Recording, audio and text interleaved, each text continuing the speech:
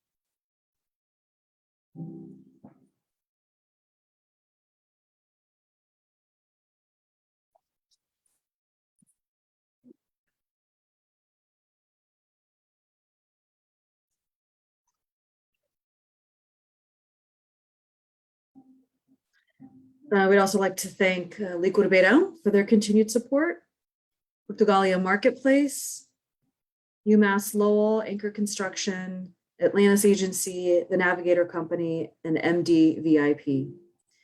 And without further ado, I do want to introduce our closing speaker. Unfortunately, he couldn't be here in person because of a previous engagement, but he was kind enough to send a video message. And so now a special message from the Ambassador of Portugal to the United States, Domingos Fezes Vital.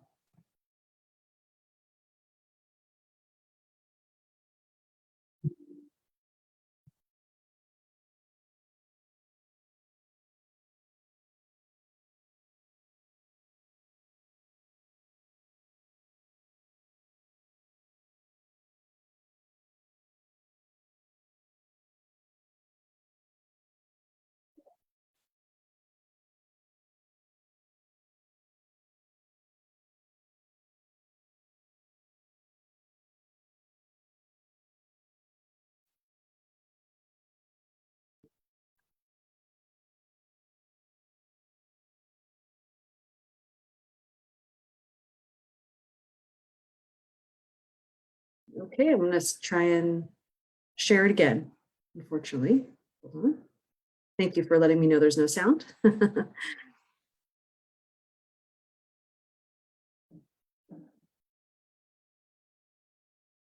try it. Start over. Series of events under the slogan, Dear friends, it is my great pleasure to be with you once again to mark Yes, another now? successful Excellent. Okay. PALCUS Virtual National Conference. I would like to start by thanking PALCUS in the person of its president, Angela Simoes, for the invitation to close this year's session and for the perseverance they have shown this last year and a half. Another virtual conference is not what we, all of us Portuguese, would have chosen as a means to get together and celebrate our community, but it is still the most viable option. Dear friends, PALCUS' choice to organize a series of events under the slogan United Through Heritage was particularly timely, now that we are slowly but surely leaving the pandemic behind us and starting to return to our normal activities. This is a time to remind ourselves of what we stand for, where we need to improve, and what we want to pass along to future generations. Dear friends, back in 2015, newly arrived to my post in the US, my first event as Ambassador of Portugal was the annual gala dinner hosted by PALCUS. It's an event I never missed since then, thus benefiting from a direct contact with so many of you. A contact that has always been a source of pride for your achievements and an opportunity to seek your views and advice on the response to the legitimate expectations of the community we all serve, as well as the role of its associations. In this regard, the different panels organized during this year's virtual national conference were a clear illustration of the commitment and work done by PALCUS and our community in general, a work that the Embassy and the entire Portuguese consular network in the United States has always been and will continue to be ready to support. In what concerns PALCUS in particular, I will never forget the historic first national convention held in DC back in 2018, during the first month of Portugal in the US, an endeavor that owes its unquestionable success to the joint commitment of the Embassy, our consular network, and PALCUS. It is particularly gratifying to see that what some took as being an almost impossible task is now in its third edition, even despite a worldwide pandemic. The Make Portuguese Count campaign was another PALCUS innovative idea that always counted on the strong support and involvement of the Embassy and the consular network, including in ensuring its necessary funding. We look forward to its results, which I am sure will be extremely important for us all in allowing for a better understanding of the actual size and profile of our community.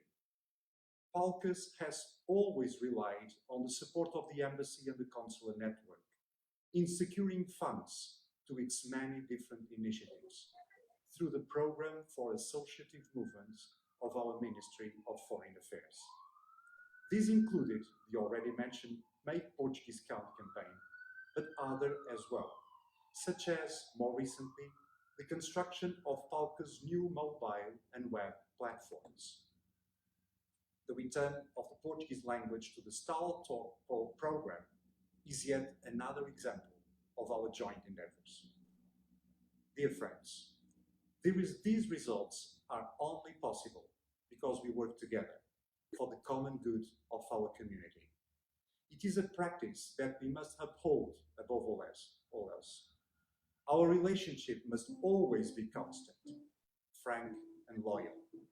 The future of our associations, the teaching of the Portuguese language, the continued spread of Portuguese culture in the States, the betterment of services to our community depends on it. This implies being open to constructive criticism and suggestions when they are conveyed in a transparent and loyal manner, acknowledging the existence of difficulties and problems that need to be tackled and constantly striving to improve. Let me underline in this context the crucial role of the consultative councils at local level, of which some of you are members, as well as that of the Council of the Portuguese Communities, as official channels for consultation, debate, and ultimately for finding the solutions for our common challenges. Dear friends, as Ambassador of Portugal for the last 6 years, I have been a privileged witness of the increasing importance and diversity of the relations between Portugal and the US. The flows of trade and investment between our two countries before the pandemic have never been bigger, the US having become our most important trade partner outside the European Union. The number of Americans traveling to Portugal increased by more than 300% in the last 5 years. They are now 1,200,000 traveling to our country. The number of people studying and learning Portuguese in the US is the largest in the world outside Europe. The new exams finally allow all those who chose to study Portugal to benefit from additional credits when applying for American universities, with a score new Portuguese exams having had the best results in 2021 compared to the other languages offered. Our cooperation in the scientific, research, and education fields is vibrant, with an increasing number of protocols of cooperation with American universities. The number of students from the US choosing Portugal to develop their studies abroad is growing exponentially recently. And yes, nowadays, Portugal is a familiar reference in the US, seen as a tolerant society and a modern country, even the best country in the world, according to the readers of the prestigious magazine Conde Nast Travel.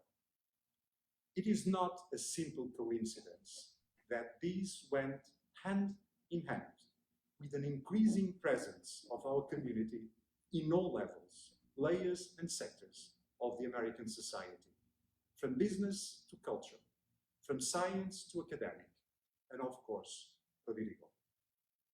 I am confident that this presence will translate into growing influence and importance for the good of our community and its interests, but also of even stronger relations between Portugal and the US, of which you are the bedrock. Allow me to finish in Portuguese. Agradeço, como embaixador, o conselho, o apoio e o contributo empenhado e desinteressado de tantos, sem o qual tudo seria tão mais difícil. Como homem, estarei para sempre grato pelas lições que tenho colhido dos extraordinários exemplos de vida que me chegam todos os dias de vós. Vidas feitas de sonho, mas também de indomável vontade e capacidade de realização. Vidas que são a melhor garantia do futuro. Bem-ajam. Muito obrigado. Thank you all. Thank you, Mr. Ambassador. It was a very elegant message and brought up some really wonderful points. I was happy to hear so much recognition of what PALCUS has done these last years. And to your point, yes, what people thought was an impossible mission with the national conference is now in its third edition, although virtual. We do hope to bring back the in-person national conference next year, as we also hope to bring back the annual gala. In closing, I just wanted to say that, this virtual conference and, all of the initiatives that PALCUS has put forth this past year, past couple of years, really has been the result of many collaborations and support by a number of individuals and entities. And we hope to see more of that, because we really could not do what we do without the support of organizations like FLAD, without the support of businesses such as Anchor Construction, Atlantis Agency, Portugalia Marketplace, Liquid Beirão, Riso Books, and there's so many other businesses and individuals that have put forth their support and continue to put forth their support so that these sessions can be made available to you for free. And so I would ask that if you find any of these sessions valuable, if you find any of the PALCUS initiatives important, that you please become a member today, even if it's just at the $50 level, because your membership, again, helps to fund these programs and makes them available to the members of the community. I'm just going to stop sharing my screen here so I can, there you go. Hi, everybody. And happy to take questions if anybody has joined us, on Zoom or is watching on Facebook. This coming year is really going to be a banner year for PALCUS. Coming out of the pandemic, we will be launching a mobile and web platform that is unparalleled and nothing like anybody has ever seen it. So we're very, very excited about that. It'll allow our community members to search for any number of data points about the Portuguese community nationwide, whatever you want to know about any business, organization, elected official, anything. It'll allow you to network with other Portuguese Americans nationwide, post events, form groups, discussion groups. So it really is a robust, complete, sophisticated platform. And I hope that you will all download it when it is available next week. So keep an eye out for that announcement.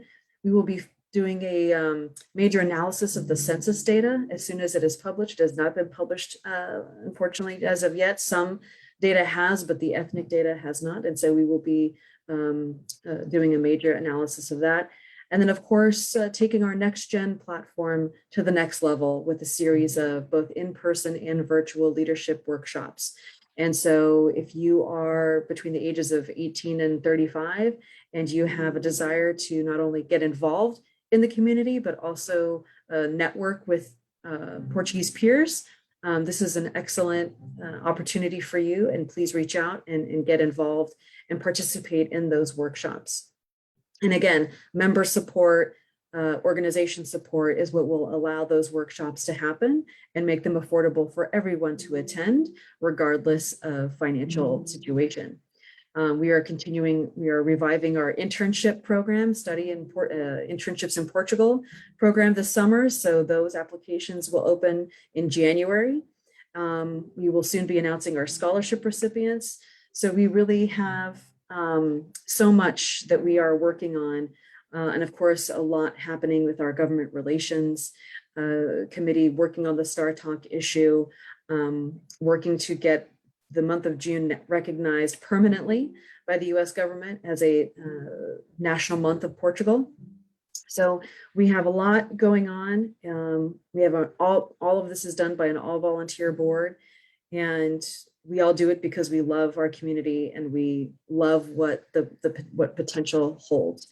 And so we thank you all for your support. Thank you for attending these sessions. There's a few more to attend the rest of this year. So please, visit our Facebook page, visit our website. We're also on Twitter, on YouTube, and on Instagram and LinkedIn. We're everywhere.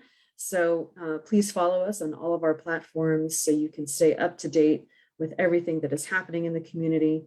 If you have ideas or suggestions, we absolutely want to hear from them. One very quick example of how we can mobilize and make things happen very quickly. One of our members said, it would be great if there was a Christmas Portuguese marketplace where Portuguese vendors could go and sell their goods. So we put it out to the community, and the Newark Pavilion in Newark, California raised their hand and said, we'd love to do it.